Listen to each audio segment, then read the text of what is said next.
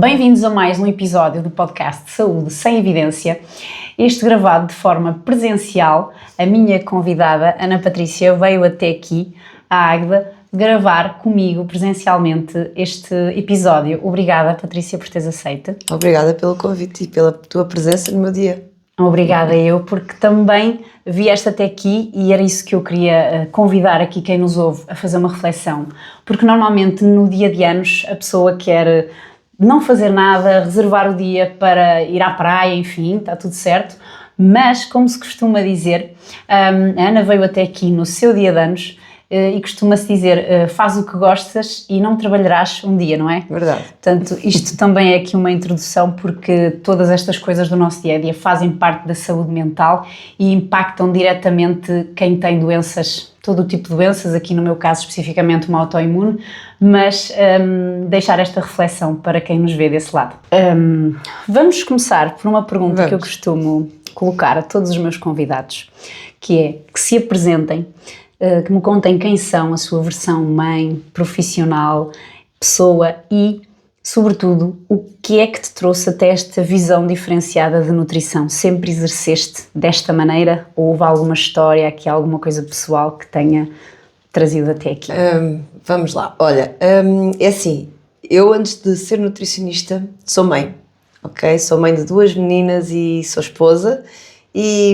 Mas lá está, a minha profissão já vinha antes de toda esta família que tenho vindo a construir e a verdade é que tirei uma licenciatura em nutrição, como praticamente todos os nutricionistas, e fui trabalhando nas várias valências da nutrição. Sentia sempre que era um bocadinho um trabalho ingrato, querer trabalhar num omelete sem ovos, não é? Claro. Portanto, era muito o que eu sentia e em relação à parte clínica nunca me sentia realizada. Sentia sempre que é como se, já naquela altura eu olhava, parecia que o corpo não tinha que ser uma calculadora. Ingerir X, tem que gastar Y. Pronto, sentia que não me sentia realizada de todo. E na verdade foi em 2013 quando decidi ir ao primeiro Congresso de Nutrição Funcional em Lisboa com o Gabriel de Carvalho. Fui sozinha, não sei o que me deu, fui sozinha. E a verdade é que ele estava a partilhar um caso clínico de uma jovem de 20 anos e tinha lá nas suas análises, tinha uma hemoglobina de 12. E ele partilhou, questionou a todo o auditório o que é que achávamos daqueles parâmetros clínicos. E todo o auditório disse que estavam bem. E ele lá com as suas palavras delicadas, quase que nos chamou de criminosos. E a verdade é que, e foi isso que ele nos tentou explicar, se aquela jovem de 20 anos está com uma hemoglobina de 12, como é que ela, com toda a sua atividade, com toda a plenitude da sua saúde, da sua idade, como é que ela vai estar quando estiver grávida? Não é? Que a hemoglobina tende a baixar. Como é que ela vai estar quando for idosa? Que a hemoglobina tende a baixar. Portanto, foi realmente aquilo que me fez olhar e virar de toda a minha forma de ver a nutrição e olhar muito mais para a pessoa de uma forma preventiva, não é? Não pensar só no dia de hoje e no dia da amanhã dela, mas sim daqui a longo prazo, noutras vivências, noutras idades, como é que ela vai realmente estar nesses momentos. Portanto, e é isso que daí nunca mais parei de estudar. Comecei por livros, continuei a tirar mais cursos com o Gabriel de Carvalho, com os anos abriu também uma pós-graduação em Portugal, nutrição funcional, mas maioritariamente a minha formação é toda do Brasil. Agora estou a concluir mais uma pós-graduação em medicina funcional integrativa.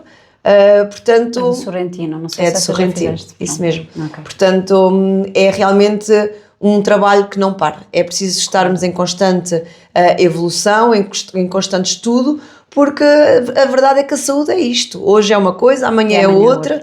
E temos que realmente ser sensíveis para isso e continuar e não sabermos que saímos da faculdade e não pensarmos que saímos da faculdade a saber tudo, porque é realmente muito diferente. Sim, porque e depois tu foste sozinha a um congresso, é muito bom, era muito bom que mais profissionais que nos ouvissem quisessem ter a mesma vontade de ir, porque eu fui ao congresso de nutrição funcional, ao CINIF, este ano, agora tu também lá estavas, eu vi-te lá.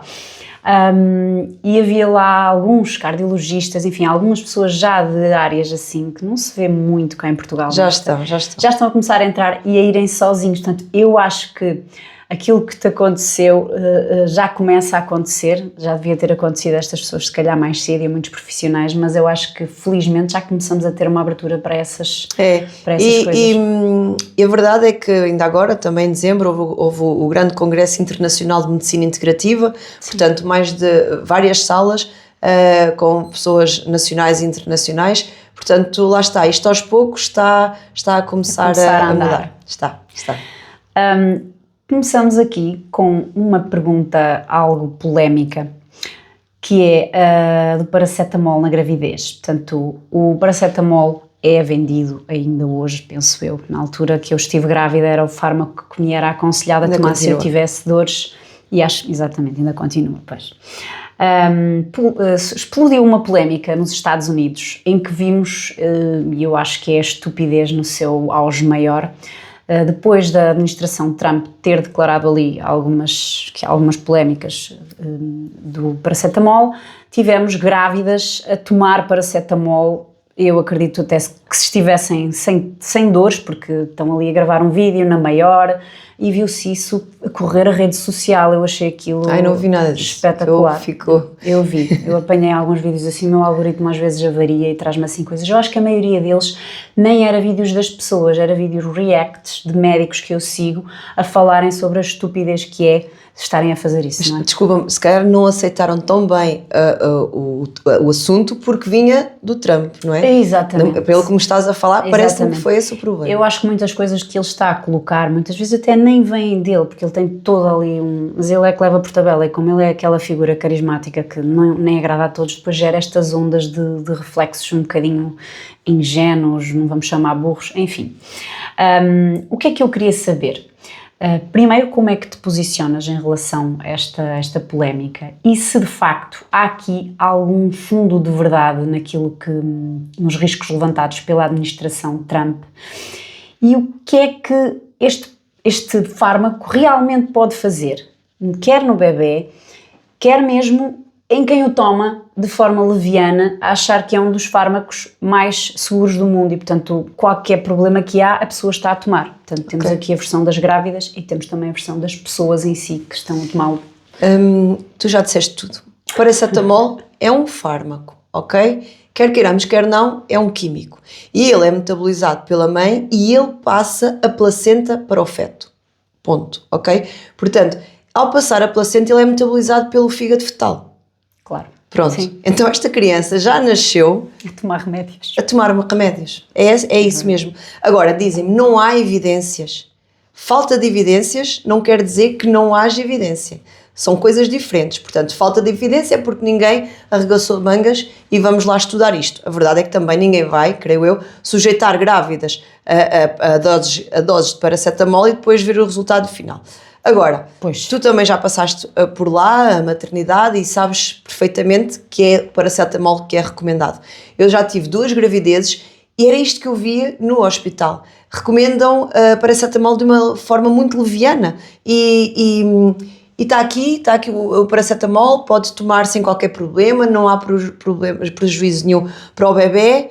E eu questiono, mas por que razão é de tomar paracetamol?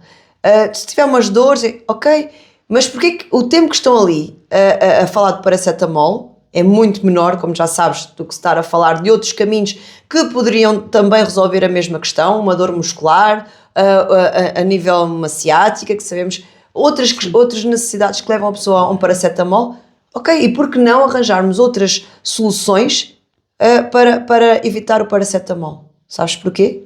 Porque demora tempo. Sim. E quanto é que o profissional de saúde tem de tempo para fazer uma consulta? Este é o problema, começa logo aí. O nosso Sistema Nacional de Saúde não está capaz de ter um acompanhamento mais integrativo, mais personalizado, porque não tem tempo para realmente ouvir as pessoas e passar uma mensagem que realmente seja uma mensagem muito mais preventiva e de muito mais preocupação com a saúde da mãe e do bebê. Claro. Eu estava-te a ouvir e estava-me a lembrar que eu, na minha primeira gravidez, a minha autoimune esteve assim bem calminha e eu não precisei tomar nada. Mas na segunda foram assim os piores meses da minha vida.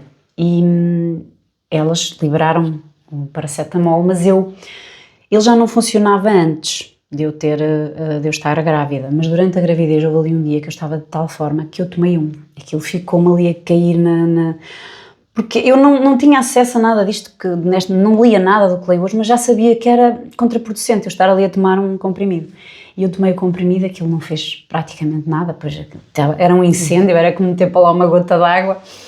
E tomei e fiquei, não voltei a tomar mais, pois então aquilo não fez nada, mas fiquei ali a pensar naquilo, como é que se consegue que as pessoas realmente não tenham um tipo um sentido crítico nesta toma dos medicamentos, porque também não se fala, só se fala do lado bom, ninguém fala sequer, a pessoa nem lê a bula quando se fala destes medicamentos. As pessoas não têm tempo, as pessoas querem coisas práticas, soluções rápidas e a verdade é que não se questionam, ouvem de um lado, mas devia parar aqui e questionarem-se, avaliarem e perceberem depois então o que é que querem realmente fazer. Claro. E a verdade é que na primeira gravidez estarias de certeza numa altura muito menos inflamada, em todas as gravidezes, quem tem uma autoimune, toda a atividade imunitária baixa, para não haver aqui uma rejeição do feto, isto é um processo natural, e por isso é que a tua reação em relação à doença foi muito menor, ou até nula mesmo. Há pessoas que ficam completamente... Eu achei que estava curada. Isso mesmo. Pronto, na segunda, deverás ter iniciado aquela gravidez num estado muito mais inflamatório, deves saber isso, como é que foi antes da gravidez? Eu iniciei a gravidez a pensar, eu a seguir vou tomar imunossupressores, portanto, antes de enxurrar o corpo com fármacos, vamos ter o bebê primeiro, só que o corpo estava a não estar lastimado. Lá está. Por isso é que, primeiro, se entrares numa gravidez muito menos inflamada, o teu corpo iria, e terias outra idade também, portanto teria reagido da mesma forma, como foi da primeira. Mas pronto, nós gostamos a maioria das pessoas gosta de soluções rápidas e portanto na altura, olha, a gente faz também com o conhecimento que tem e portanto quem nos estiver a ouvir e tiver a oportunidade de implementar isto, quer nas suas gravidezes, quer no seu dia-a-dia, há que começar, mas tudo dá trabalho, não é? Verdade. Quando se fala aqui em crianças, em preocupação com a saúde das crianças, esta preocupação tem que vir antes até da concepção. Claro. Porque na realidade as pessoas preocupam-se com a saúde do bebê. A mãe preocupa-se durante a gestação, primeiro preocupa-se passar as 12 semanas, não é? Quase como se fosse uma roleta. Se tiver a sorte de passar as 12 semanas. Passou as 12 semanas, já posso anunciar à família que estou grávida. Depois, é a sorte até chegar às 40 semanas para nascer saudável. E o saudável para a medicina é nascer com o coração a bater e os 4 membros. Portanto, a verdade é que as pessoas têm que começar a ver isto de outra forma. A saúde de uma criança começa antes da concepção. A mãe tem que estar verdadeiramente nutrida de todos os seus nutrientes, o pai da mesma forma, para que realmente tenham um corpo, a mãe sobretudo, mas tenham um corpo capaz de gerar aqui um ser nutrido e saudável. Portanto, se a mãe já inicia uma gravidez desnutrida, se a mãe tem uma gravidez desnutrida, aquela criança não é uma criança saudável, percebes? Há imensos estudos que nos mostram aqui os níveis de ferro, ou uma criança com anemia. Se formos questionar como é que foi a hemoglobina, a ferritina da mãe durante a gravidez, há uma relação de uma percentagem brutal. Portanto, por que não, então, em vez de só esperarmos que a criança tenha valores alterados, por que não começar lá atrás e realmente também preocupar-se com a gravidez antes da concepção, preocupar-se, aliás, com a saúde do feto antes da concepção, durante a gravidez, ter uma gravidez tranquila, com todo o seu estilo de vida bem. Estamos a falar de exercício físico, estamos a falar de uma alimentação rica em verdadeiros nutrientes, uma alimentação verdadeiramente mediterrânica, sem alimentos processados, sem estímulos. Estou a falar do café, porque também passa para o bebê.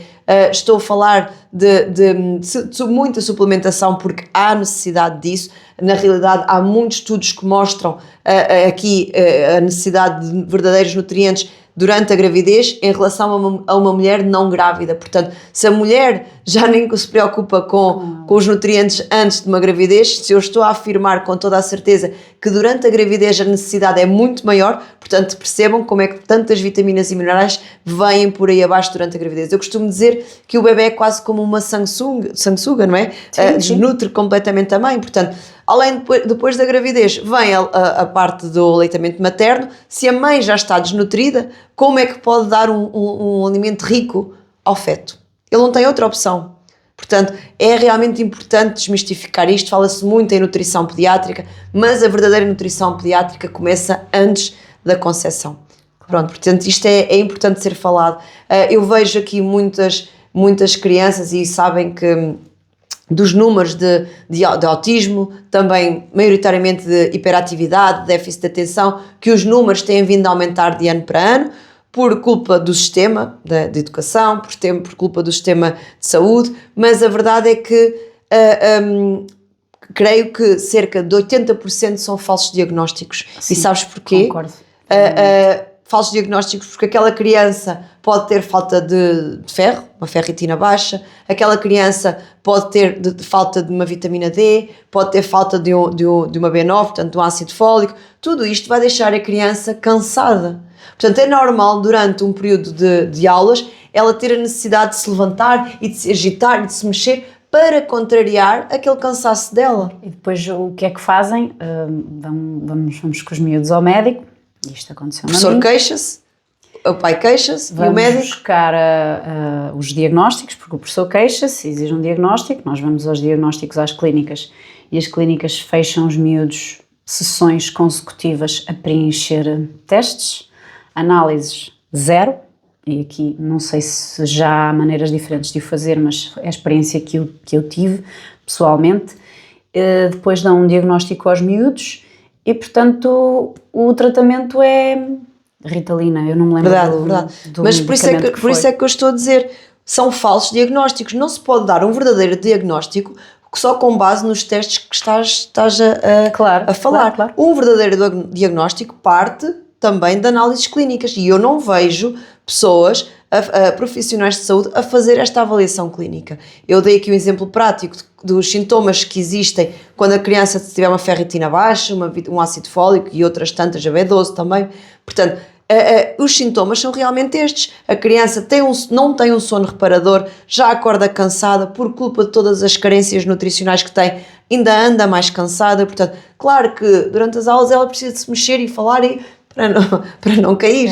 Claro, portanto, por isso é que são falsos diagnósticos muitas vezes. E eu acho que devia, nestas equipas, muitas vezes, que nos apresentam como uma equipa multidisciplinar, não está a parte da nutrição, do médico de medicina funcional que percebe o que é que falta a parafusar antes de pensarem sequer numa medicação ou o que quer que seja. E, portanto, ninguém faz este tipo, só que é muito difícil, não é muito difícil. Tem que se mudar o paradigma que nós temos de uma pílula para tudo. Os pais, dá trabalho ir procurar um profissional que perceba dos exames, o profissional pedir os exames, fazer os exames, vir os resultados, interpretar essas coisas todas. Depois o que a pessoa manda fazer, que muitas vezes envolvem coisas a toda a volta do miúdo, que não é só... que era o que estavas a falar também toda a envolvente dos pais e portanto, da criança no que confere às telas, ao descanso, ao dormir, etc. Tudo isso é preciso mexer e é muito difícil mexer. Por isso é que quando se tem uma abordagem integrativa e sistémica, temos que incluir os pais neste processo, não é só dar a pílula que estávamos a falar, o fármaco.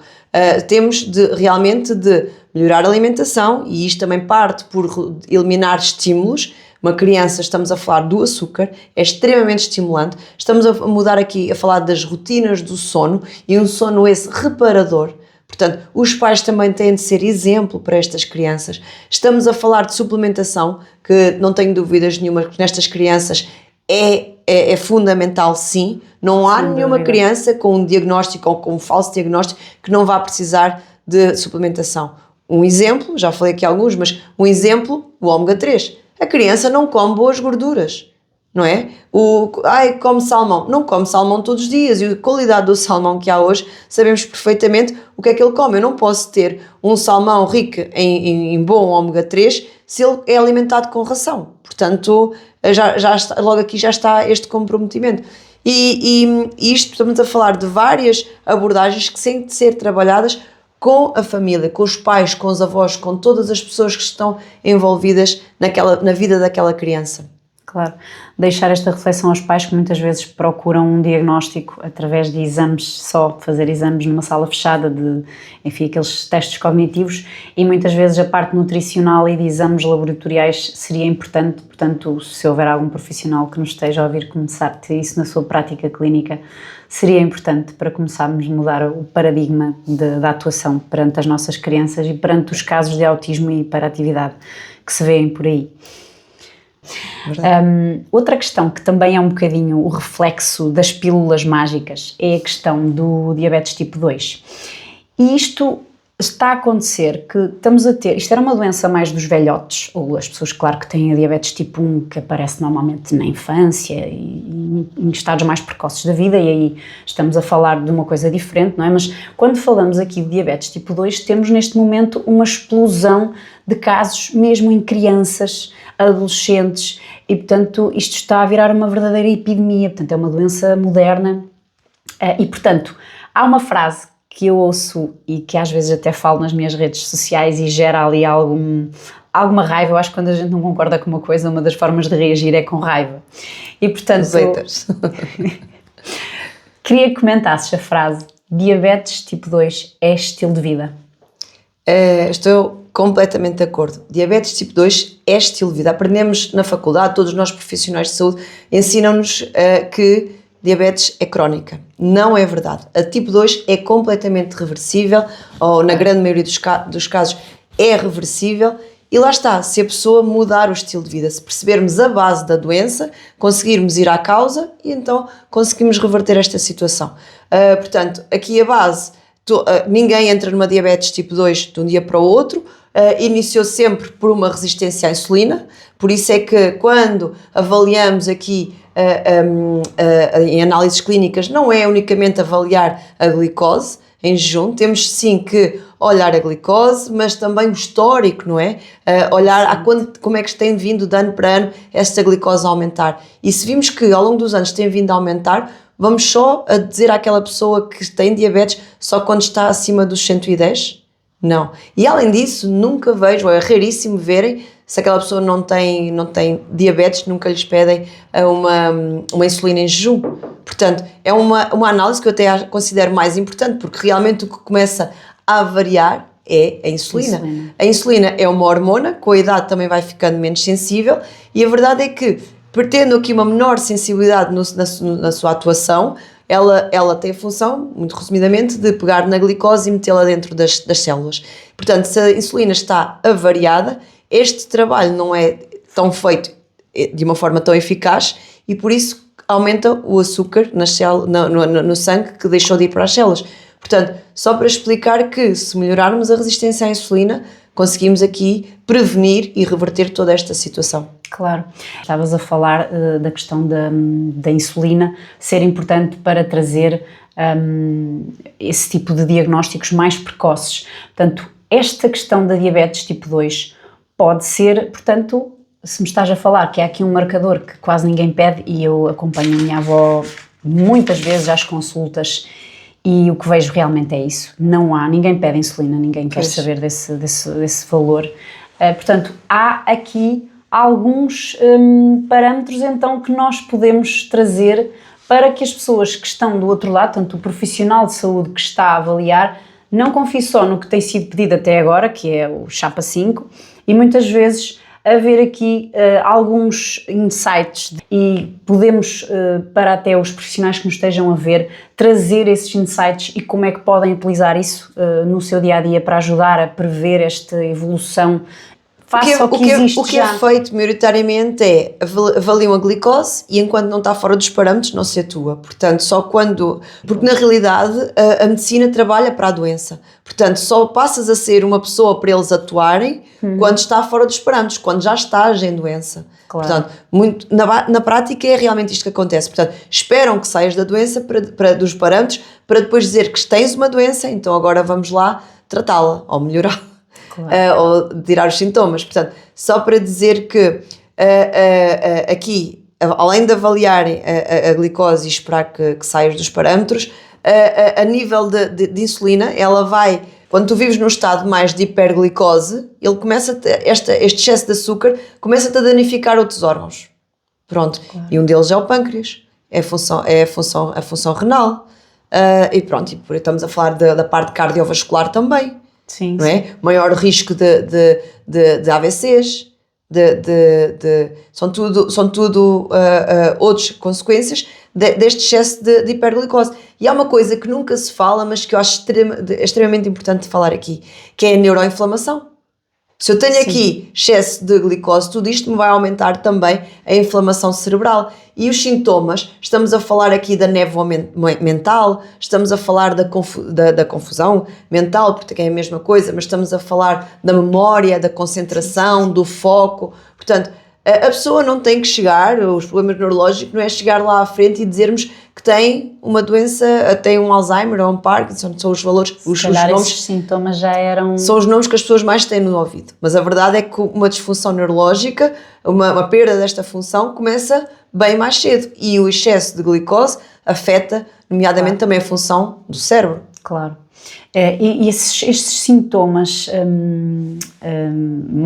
se calhar já são sintomas de diabetes que ninguém dá importância, não é? As pessoas, para associam à idade. Pronto. Associam à idade. Porque os sintomas dos diabetes que eu ouço as pessoas falarem é essencialmente a glicose, medem a glicose e isto é que é a maneira, eu estou a pôr no relógio, mas não é no relógio, às agora vezes já tem dispositivo. Mas os dispositivos e aquelas maquinetas que é muito mais fácil, ou os picares do dedo que é o mais comum. Lá está, tentam dar vida normal às pessoas remediando, não é? Mas não melhoraram a causa. Não. E quando falei há pouco de que diabetes tipo 2 é estilo de vida, a mudança de estilo de vida é a alimentação. Esta alimentação tem que passar por uma cetogénica, por uma low carb. Isto não há dúvidas nenhumas que vai reverter a situação. A pessoa pode voltar mais tarde a uns hidratos, sim, se tudo isto tiver sido melhorado, todos os parâmetros tiverem sido corrigidos e o estilo de vida, em paralelo, também tiver sido transformado. Claro. E estamos aqui a falar de fazer atividade física regular, não é caminhada, estamos a falar de fazer treino de força, ok? O que suporta aqui este esqueleto é a massa muscular. Portanto, é isso que nos vai dar realmente longevidade. Estamos a falar aqui da qualidade do sono. As pessoas vivem muitas vezes em piloto automático. Quando eu lhes pergunto como é que é o sono, dizem que dormem bem. Muitos não, mas muitos dizem que dormem bem. Mas quando vamos ver, interrompem o sono é interrompido, sonham bastante, acordam cansados. Então, onde está a qualidade do sono?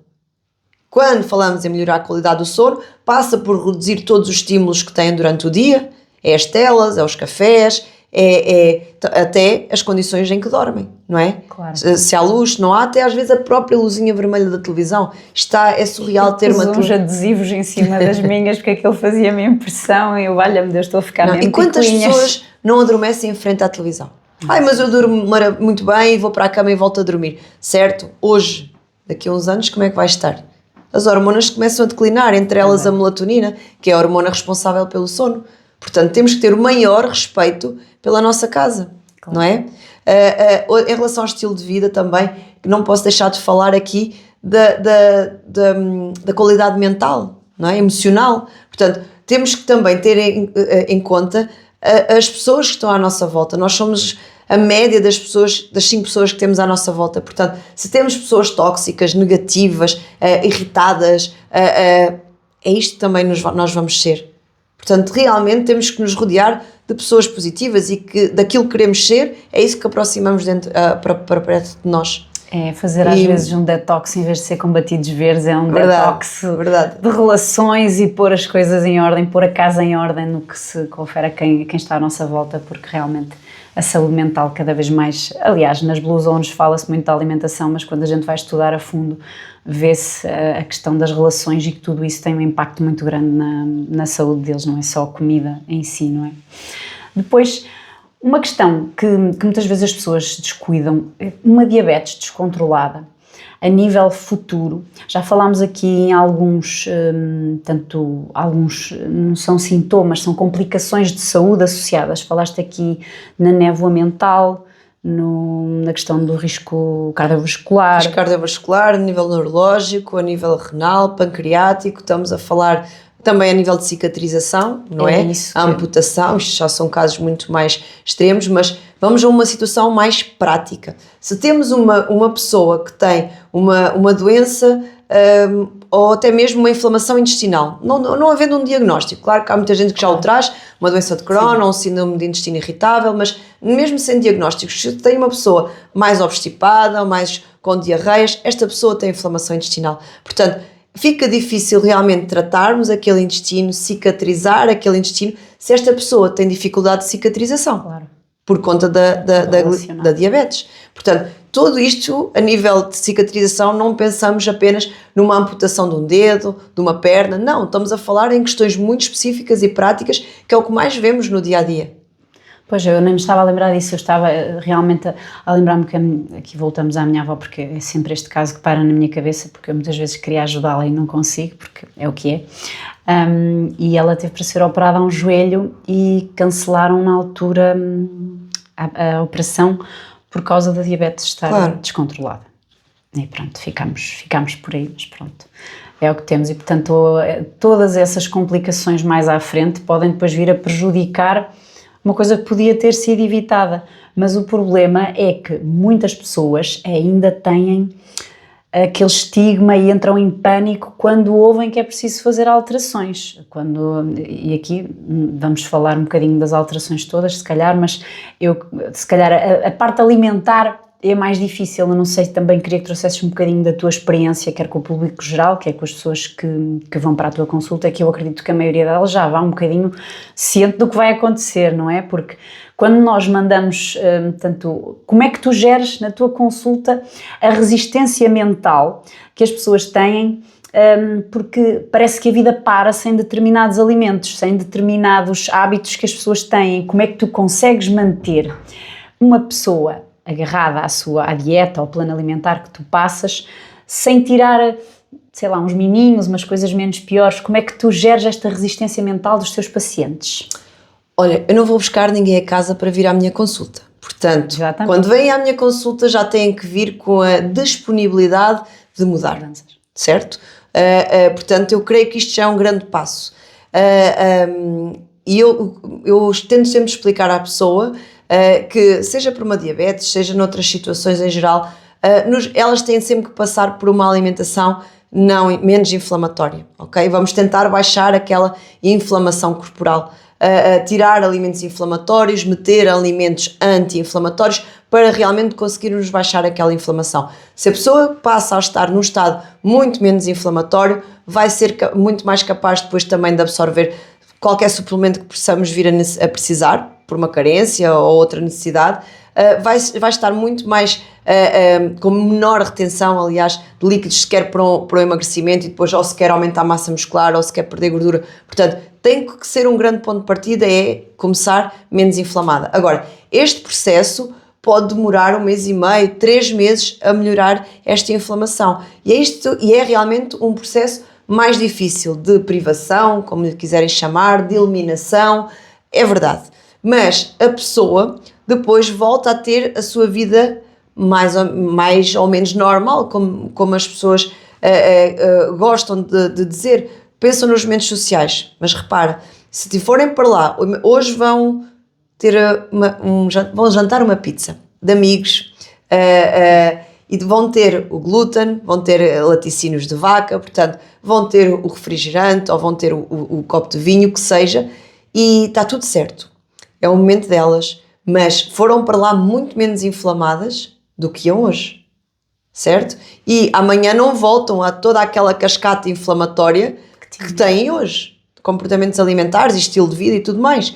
Portanto, a pessoa fazendo aqui um reset maior, uma eliminação e realmente conseguir aqui um menor estado de inflamação, depois pode ter o seu momento, está tudo certo, mas é muito mais fácil depois meter mão naquele dano, naquela inflamação que houve dali. Eu sinto isso na minha vida, porque eu passei ali uns anos realmente um bocadinho extremista e até mentalmente sinto que isso teve algum impacto. Porquê? Porque quando tu estás tão mal, e eu fiz isto muito mal, porque eu fiz isto sem acompanhamento profissional nos primeiros 2 anos, andei a inventar com as dicas das redes sociais e, portanto, agarrei-me àquilo de tal forma que depois me custou ter as tais seções, aquilo virou quase ali um problema com a comida. E então neste momento já estou a entrar nesse esquema de perceber que o corpo está menos inflamado e que tolera os doces. Obviamente que eu acho que mesmo, e acredito que também os teus pacientes tenham isso, quando voltam à sua vida normal, há determinadas exceções que mesmo assim já não cometem, que optam por coisas... Priorizam outras coisas que realmente lhes acrescentem e que lhe tragam valor. Já não é por tudo e por nada, e às vezes também já deixaram de gostar de outras coisas, mas a verdade é isso, as pessoas têm que realmente ficar mais despertas para elas e ter outra consciência da saúde delas. E realmente, se nós estivermos atentos, conseguimos perceber os sinais que o corpo nos dá. Sim, certo? Se estivermos atentos, lá está. Mas as pessoas precisam de ter tempo para esta conexão com elas próprias. Não é acordar neste piloto automático e viver nesta... Trabalhar, putz, vir, comer o que há e o que é mais rápido de preparar. Pronto, e é isto que a maioria das pessoas vive, é neste registro. E nós temos muitas vezes aqui uma questão, principalmente nós mães e etc., nós tentamos às vezes um bocadinho facilitar a nossa vida. E temos aqui algum marketing da indústria alimentar que nos tem levado muitas vezes a percorrer soluções de refeições mais rápidas. Portanto, quando nós temos uma doença e que queremos colocar sintomas em remissão, não é? Há aqui alguns produtos que tu achas que nós devemos ter assim, algum cuidado, porque o marketing lá está, muitas vezes a gente vê light, sem açúcar, sem lactose, sem glúten e vai pescar aquele alimento e pensa que está a fazer uma grande troca e muitas vezes aquilo acaba por ser um bocadinho uma enganação. Portanto, é uma estratégia da indústria, eles têm que vender, não é? Nós compramos e está tudo certo. Quais são os alertas assim, principais nos produtos que tu achas que nós devemos fugir? E se de facto podemos nos servir da indústria como uma ajuda com alguns snacks saudáveis que podem entrar nas nossas rotinas para facilitar e para as tornar mais fáceis, não é? Nesta questão, principalmente quem tem crianças e mesmo quem gosta de fazer um snack à meio da tarde, se bem que eu acho que adaptando a alimentação muitas vezes já há snacks que até desaparecem, a nossa vontade para determinadas coisas desaparece. E se quiseres até indicar alguns produtos, sem falar em marcas, a gente depois consegue perceber, não é? Para sim, olha, sabes que a indústria alimentar e a indústria farmacêutica são realmente assim aqueles grandes, que têm um peso grande na economia nacional e mundial. Claro. Portanto, fica realmente muito difícil lutar contra eles. Portanto, às vezes é preferível aceitar, ter realmente a maior informação possível para percebermos como lidar. E tu sabes, se anos 60, 70 vem a Revolução Industrial, portanto, aqui as doenças foi sempre a escalar, o consumo de medicamentos foi sempre a escalar e é só ligar uma coisa à outra. Sim. Só que a verdade, um apoia o outro, certo? Desde a produção, vêm grandes indústrias farmacêuticas a estarem metidas na produção, não vou aqui referir nomes, mas claro. Todos os produtos que a própria agricultura leva vêm da indústria farmacêutica, a própria indústria de produtos processados sabe que vai ter aqui o impacto na doença, a indústria farmacêutica vende, portanto isto é uma amizade. Vamos. É uma amizade. Portanto, olha, o que eu te posso dizer é que as pessoas têm que estar mais informadas possíveis. E é isto que eu sinto que é a minha missão, é dar esta informação, trabalhar com a pessoa esta consciência para que elas se sintam autónomas, de serem capazes de ir a um supermercado e perceberem aqui as escolhas que fazem. E é isto que eu, de uma forma ou de outra, sobretudo pelas redes sociais, tento dar essa informação. Nem sempre é sempre sobre produtos de supermercado, mas já houve muito sobre isso e, portanto, vou continuar sempre a dar esta informação. Mas a indústria alimentar também começa a perceber quais são os interesses das pessoas. Agora vem muito aí a onda das proteínas, e vem, cereais proteínas, é tudo proteínas, pronto. Mas por outro lado, e eu quando estou a falar isto é mais no sentido de mostrar-te que já começa a haver muito mais oferta de laticínios de cabra, por exemplo, coisa que há uns anos atrás era impensável. Já começa a haver oferta até de alguns produtos menos processados ou a nível de ingredientes estão bem conseguidos. Estavas-me há pouco a perguntar sobre isso. O que é que eu te posso sugerir? Frutos secos vai haver sempre. Lascas de coco já tostadas, não tostadas. Já começa a haver barrinhas de várias marcas a preços mais ou menos acessíveis, só de tâmara e de frutos secos, por exemplo. Há fruta desidratada, há bolachinhas também de frutos secos, de sementes, só com a tâmara, por exemplo, ou coco.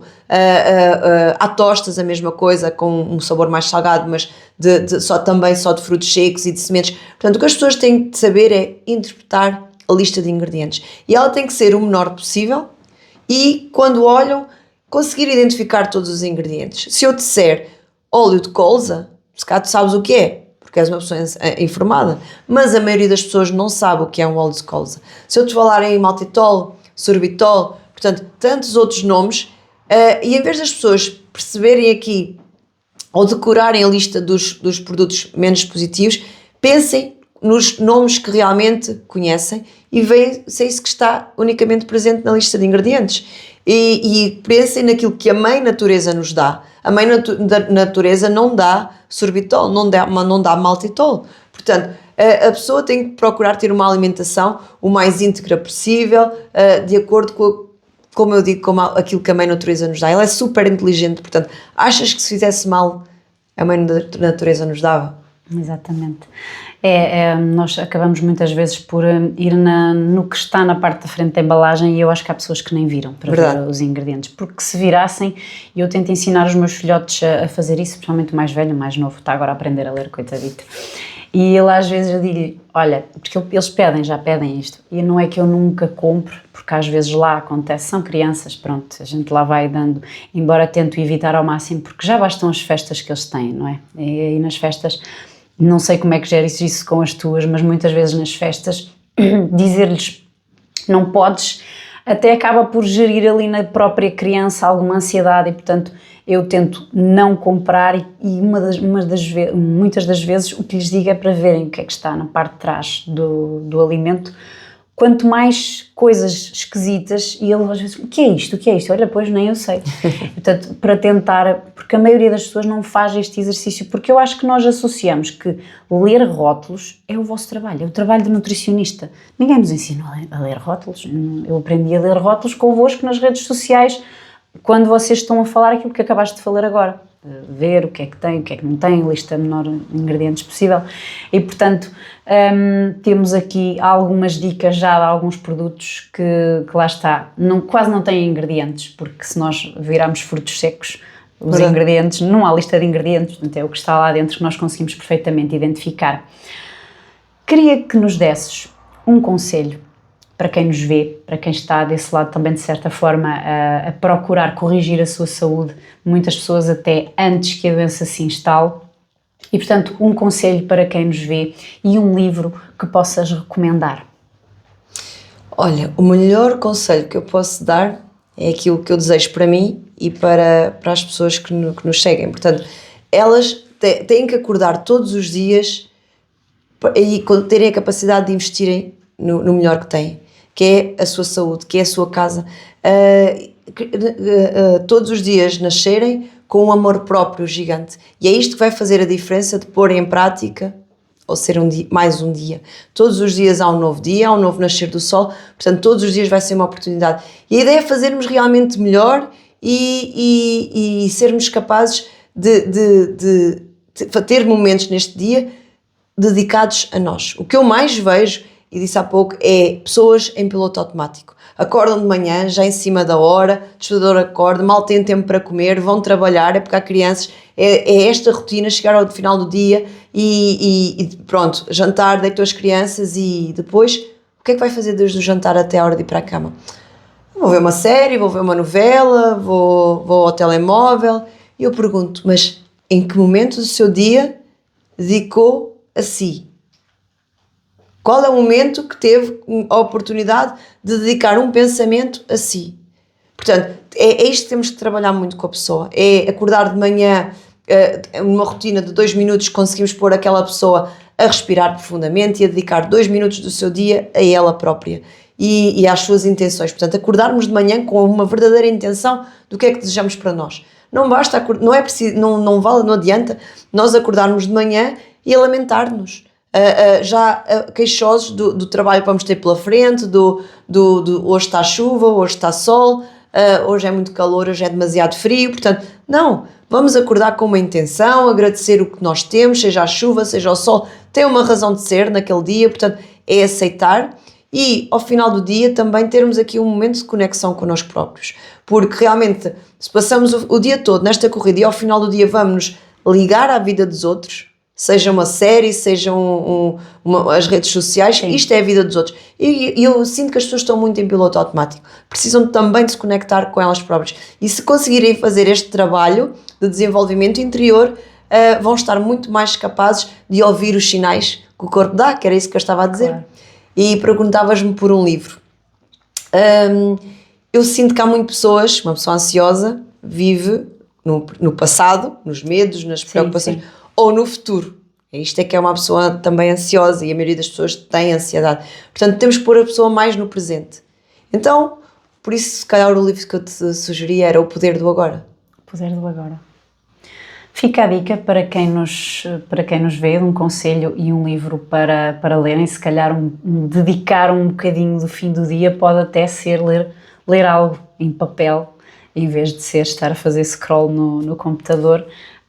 E, portanto, onde é que te podem encontrar para consultar contigo, seja presencial ou online, porque quem está perto da tua zona se calhar até poderá ir presencialmente. Obviamente esta experiência presencial acaba por ser muito melhor do que online, eu acho que em tudo, não é? Mas felizmente, e para quem quer ir a determinado profissional e está às vezes do outro lado do mundo, o online já nos veio trazer essa facilidade. Portanto, quais são as tuas redes sociais, onde é que dás consultas para quem te quer como nutricionista poder procurar-te? Olha, eu trabalho maioritariamente online e só para desmistificar aqui um bocadinho da ideia que estavas a falar de que o presencial é muito melhor do que o online, não é bem assim. Posso-te falar aqui vários benefícios. Em relação ao online, tu podes estar a fazer uma consulta em casa, em que entretanto falamos de um produto alimentar que estejas a consumir ou um suplemento em que nem sabes dizer ao certo a dose, vais lá, consultas e no momento me passas esta informação.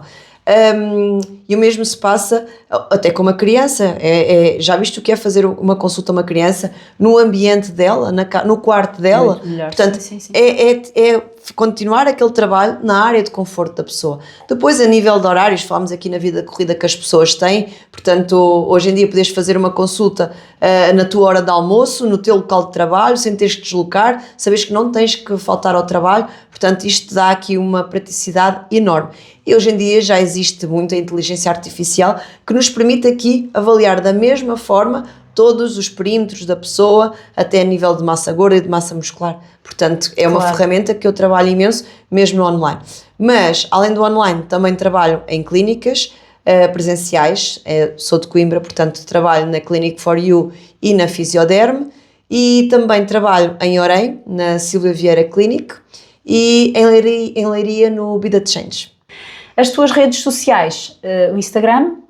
Ana Patrícia Pinto Nutri. E pronto, é essencialmente o Instagram. O Instagram depois já dá acesso ao resto, não é? O que é o WhatsApp, e quem quiser entrar em contato contigo. Sim, tenho contacto direto para o WhatsApp, tenho uma equipa, a Andreia que me ajuda a acolher as pessoas e a esclarecer dúvidas, e depois a Diana, que também é nutricionista e que me ajuda aqui nas respostas no WhatsApp de dúvidas e também já na prática clínica. Claro, a equipa começa a crescer e isso é bom. vêm depois também novos desafios. Pronto, temos que fazer outro. Olha, muito obrigada por este bocadinho e até uma próxima aos nossos espectadores. Fiquem por aí. Obrigada.